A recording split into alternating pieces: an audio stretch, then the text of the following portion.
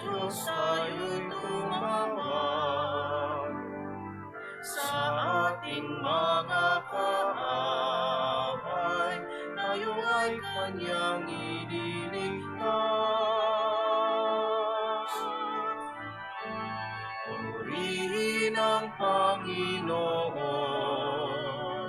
umawit ng kagalakan,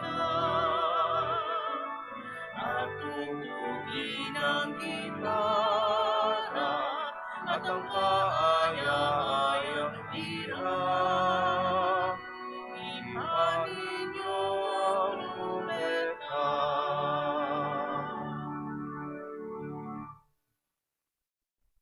In the name of the Father, and of the Son, and of the Holy Spirit. Amen.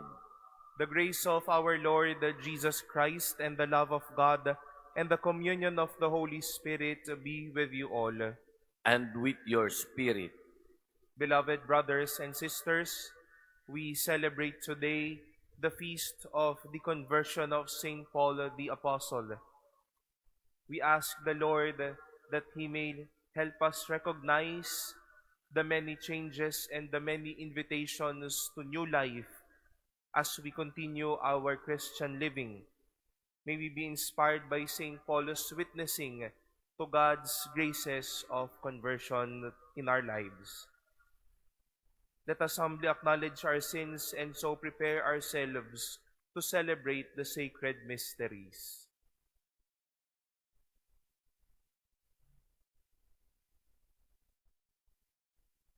Lord Jesus, you raised the dead to life in the Spirit. Lord, have mercy.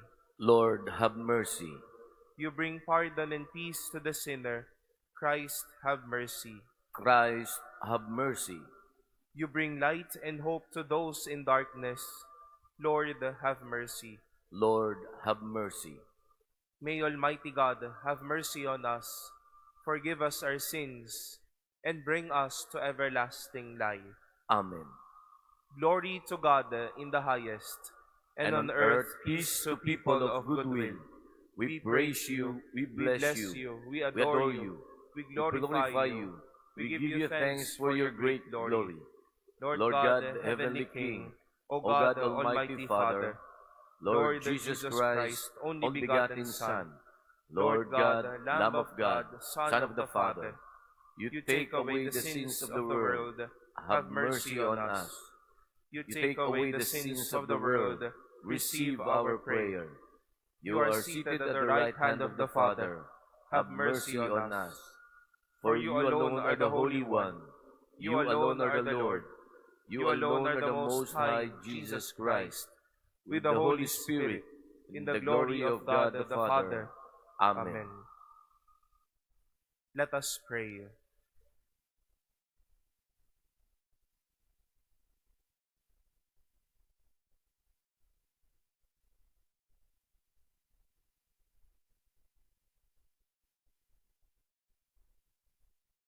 O God, who taught the whole world through the preaching of the blessed Apostle Paul, draw us, we pray, nearer to you, through the example of him whose conversion we celebrate today, and so make us witnesses to your truth in the world.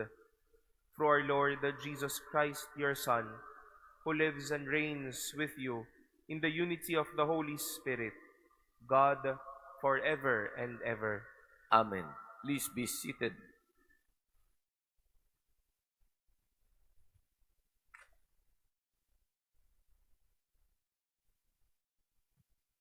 A reading from the Acts of the Apostles.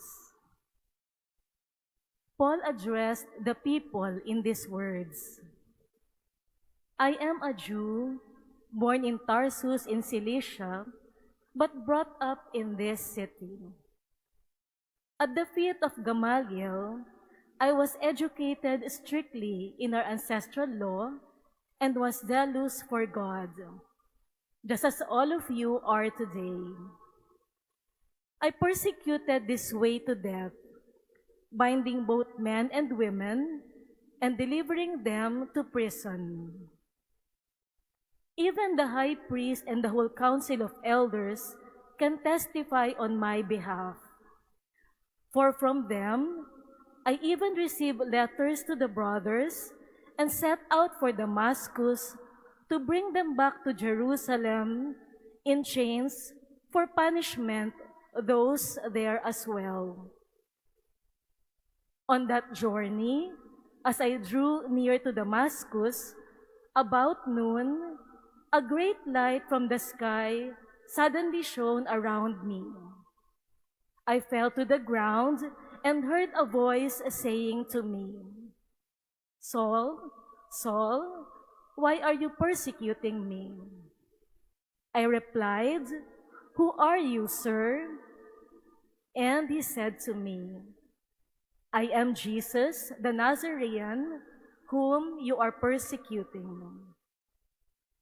My companions saw the light, but did not hear the voice of the one who spoke to me. I asked, "What shall I do, sir?" The Lord answered me, "Get up and go into Damascus, and there you will be told about everything appointed for you to do." Since I could see nothing because of the brightness of that light, I was led by hand by my companions and entered Damascus. A certain Ananias, a devout observer of the law, and highly spoken of by all the Jews who lived there, came to me and stood there and said, "Saul, my brother, regain your sight." And at that very moment, I regained my sight and saw him.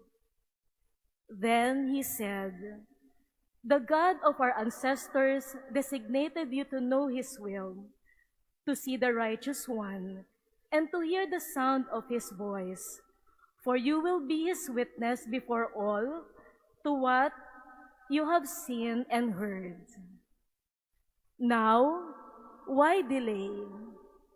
Get up and have yourself baptized and your sins washed away, calling upon his name."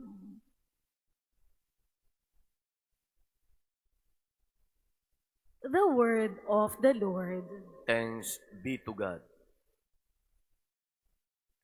Go out to all the world and tell the good news. Go out to all the world and tell the good news. Praise the Lord, all you nations. Glorify him, all you peoples. Go out to all the world and tell the good news. For steadfast is his kindness toward us, and the fidelity of the Lord endures forever. Go out to all the world and tell the good news. Please stand.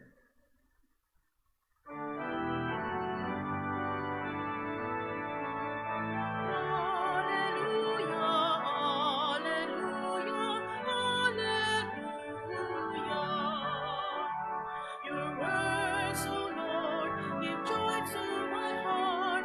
Your teaching is light to my eyes.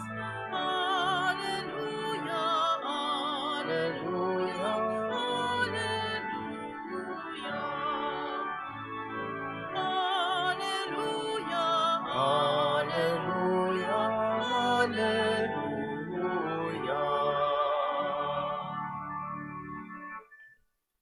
The Lord be with you. And with your spirit, A reading from the Holy Gospel according to Mark. glory to you, O Lord. Jesus appeared to the 11 and said to them, "Go into the whole world and proclaim the gospel to every creature. Whoever believes and is baptized will be saved. Whoever does not believe will be condemned. These signs will accompany those who believe. In my name they will drive out demons. They will speak new languages. They will pick up serpents with their hands, and if they drink any deadly thing, it will not harm them. They will lay hands on the sick, and they will recover." The Gospel of the Lord. Praise to you, Lord Jesus Christ. Please be seated. Good morning, my dear brothers and sisters. You may have heard the song Defying Gravity from the movie The Wicked. And if you have time today, try to at least listen to this about 6-minute song, a dialogue-ish kind of song that is available. A line from the song says, "Something has changed within me. Something is not the same." There's no problem to brag that something new has happened to us. There's nothing wrong to see that we've changed. Today we've heard a beautiful story how St. Paul bore witness to his own conversion story. Siya na mismo ang nagkukwento ng kanyang kwento ng pagbabago. How was he before? How God called him? And what's the mission ahead of him after his conversion? He told this story of his conversion in front of the Jerusalem Jews after his arrest. Pero patuloy ang kanyang pagkukwento. He was not anymore the Saul who likes to kill the Christians, but now a changed Paul. The Paul who was so stubborn and arrogant, now he is the Paul who serves Jesus diligently in this life. We take pride and we are happy to hear people sharing how they also experienced conversion. Madami tayong narinig na kwento. Sino sila noon at sino na sila ngayon? Ano ang kanilang pinagdaanang hirap at bigat sa buhay? Ngayon, medyo umaangat at nakakaluwag-luwag na sa buhay na ito. Madami sa atin ang nakakita na may nagbago din naman sa atin mula nung mahabang panahon, mula last year, and to where we are now. We've seen for ourselves how we too has changed. Masayang makakita na kinukwento ng marami paano sila nagbago. Pero maganda din makita na may kwento din tayo ng pagbabago. Dati tamad na, ngayon nagsisipag. Dati panay bad words ang sinasabi, pero ngayon maayos ng kausap. Dati pala away, ngayon mabait na. Just to name a few stories of conversion that we know, or stories of ourselves whom we were before. Like St. Paul, do not be afraid to tell your stories of conversion. They are stories of hope. In Paul, we saw that hope is possible with God helping him become new. Hope is possible in this life. Hope is true as he recounted his story. And as we listen to everyone's conversion story, when people say that something has changed within me, something is not anymore the same, let us be happy that they do not brag arrogance and pride, but be happy because hope is true. A better life is awaiting for us. Our new self can be possible, all with the help and the love of God.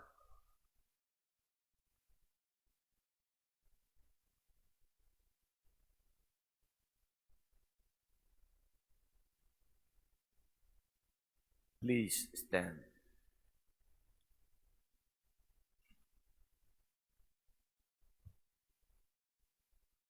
Let us pray for the mission of the Church and the needs of the world redeemed by Christ. For every petition we shall say, Be gracious to your people, Lord. Be gracious to your people, Lord. That the Pope, the bishops, and priests may be zealous in preaching repentance and conversion, let us pray to the Lord. Be gracious to your people, Lord. That missionaries may have the courage to proclaim the gospel even in difficult places and circumstances, let us pray to the Lord. Be gracious to your people, Lord. That those who are in doubt or despair may discover the eternal truth, which is Christ, let us pray to the Lord. Be gracious to your people, Lord.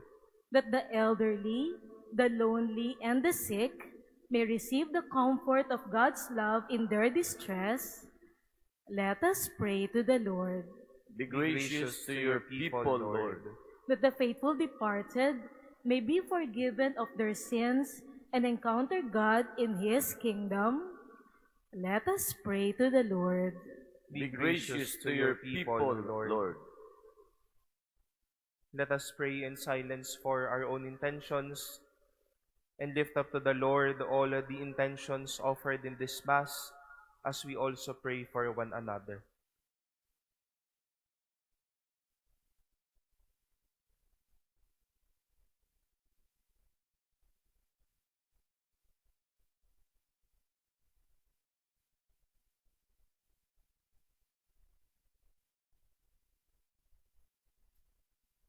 Let us pray to the Lord.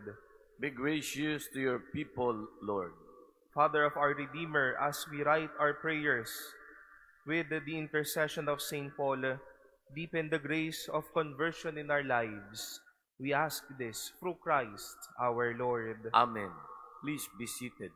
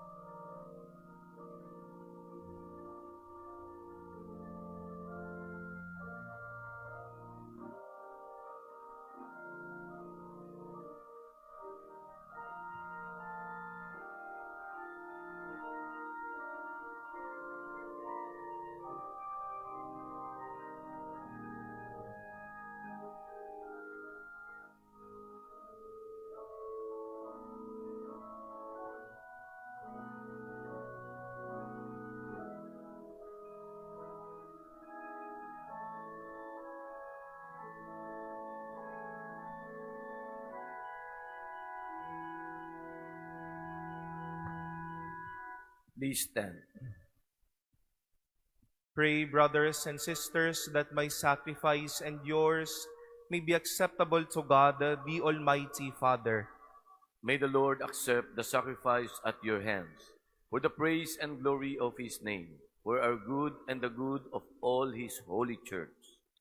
As we celebrate the divine mysteries, O Lord, we pray, may the Spirit fill us with that light of faith, with which He constantly enlightened the blessed Apostle Paul for the spreading of your glory, through Christ our Lord. Amen. The Lord be with you. And with your spirit. Lift up your hearts. We lift them up to the Lord. Let us give thanks to the Lord our God. It is right and just. It is truly right and just, our duty and our salvation, always and everywhere to give you thanks, Lord, Holy Father, Almighty and eternal God. For you, eternal Shepherd, do not desert your flock, but through the blessed apostles, watch over it and protect it always, so that it may be governed by those you have appointed shepherds to lead it in the name of your Son. And so with angels and archangels, with thrones and dominions, and with all the hosts and powers of heaven, we sing the hymn of your glory, as without end we acclaim. Holy, holy, holy Lord God of hosts, heaven and earth are full of your glory. Hosanna in the highest. Blessed is he who comes in the name of the Lord. Hosanna in the highest. Please kneel.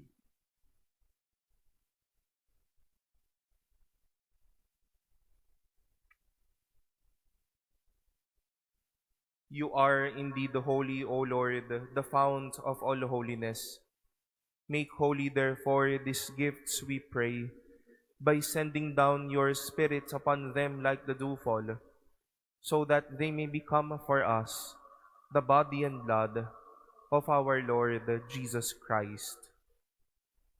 At the time he was betrayed and entered willingly into his passion, he took bread, and giving thanks, broke it, and gave it to his disciples, saying, "Take this, all of you, and eat of it, for this is my body, which will be given up for you."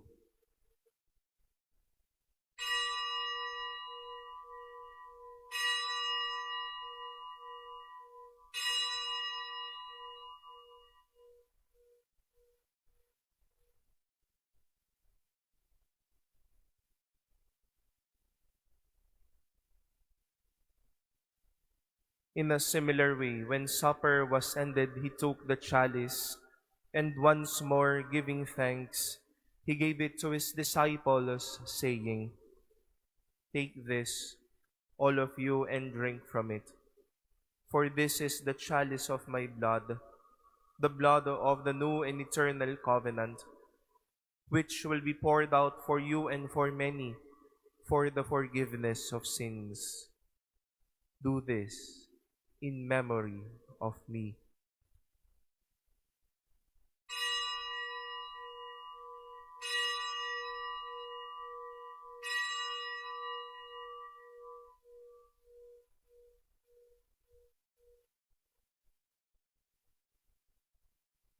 Please stand.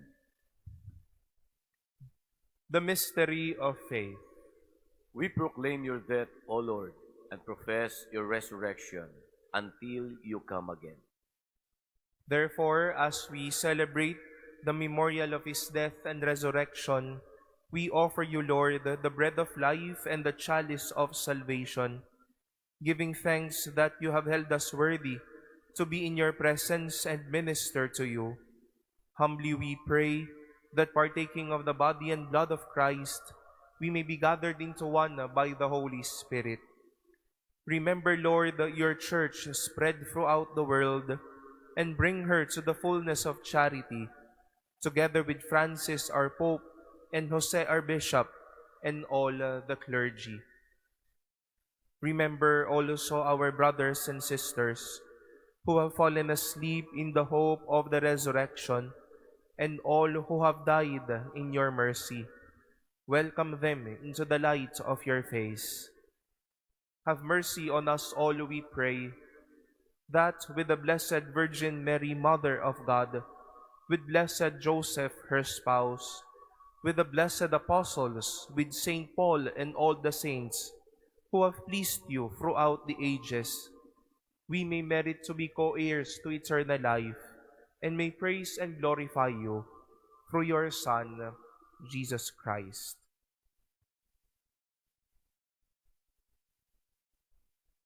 Through him, and with him, and in him, O God, the Almighty Father, in the unity of the Holy Spirit, all glory and honor is yours forever and ever. Amen.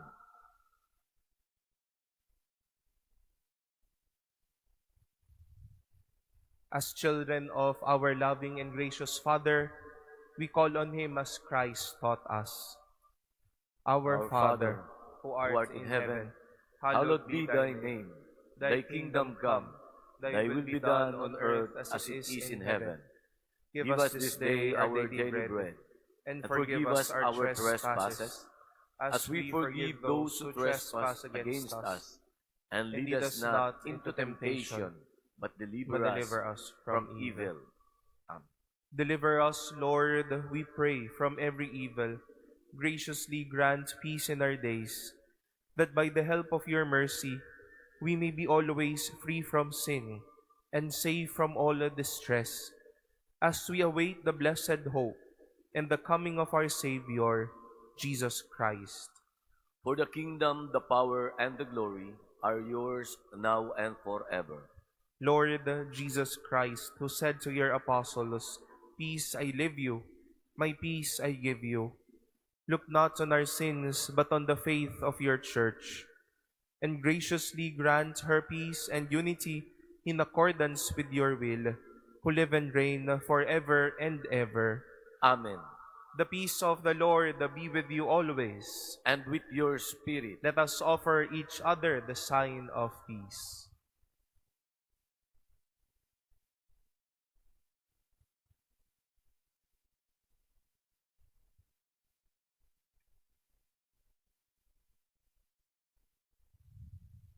Lamb of God, you take away the sins of the world.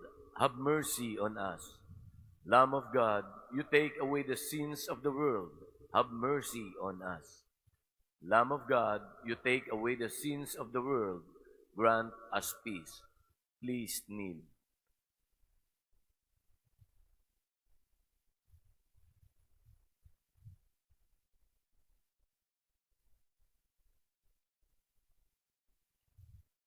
Behold the Lamb of God. Behold him who takes away the sins of the world. Blessed are those called to the supper of the Lamb. Lord, I'm not worthy that you should enter under my roof, but only say the word, and my soul shall be healed.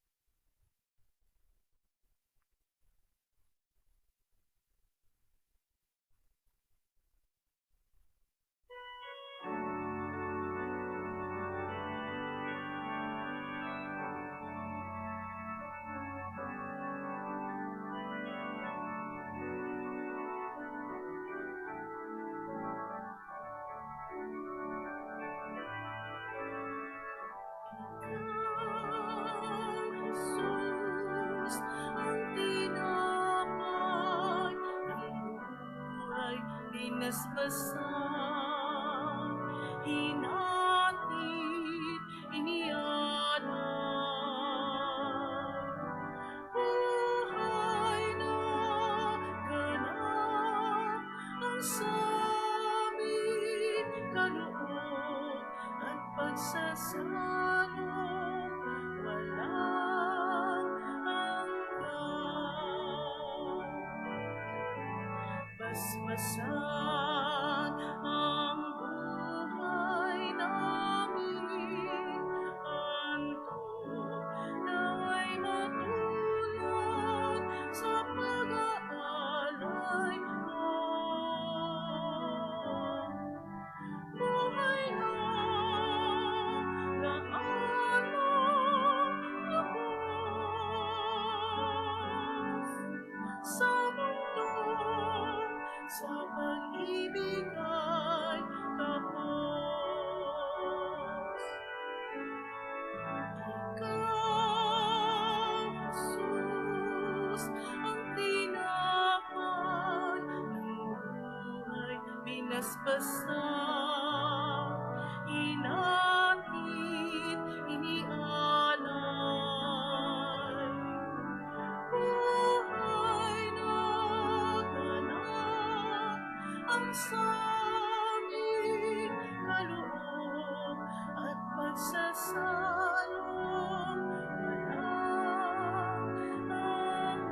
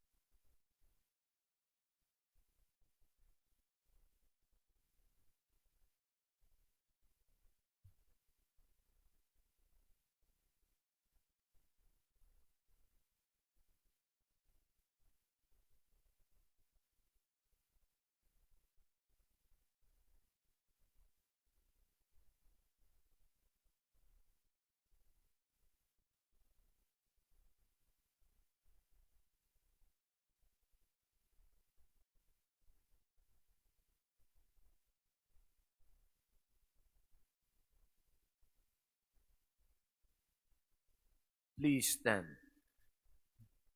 Let us pray.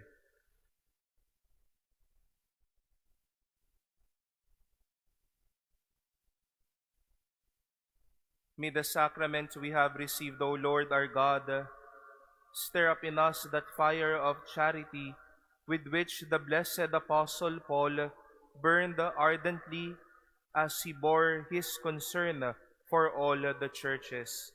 Through Christ our Lord. Amen. The Lord be with you, And with your spirit. and may the blessing of Almighty God, the Father, and the Son, and the Holy Spirit come down on you and remain with you forever. Amen. Our celebration has been offered. Go forth in the peace and love of Christ. Thanks be to God.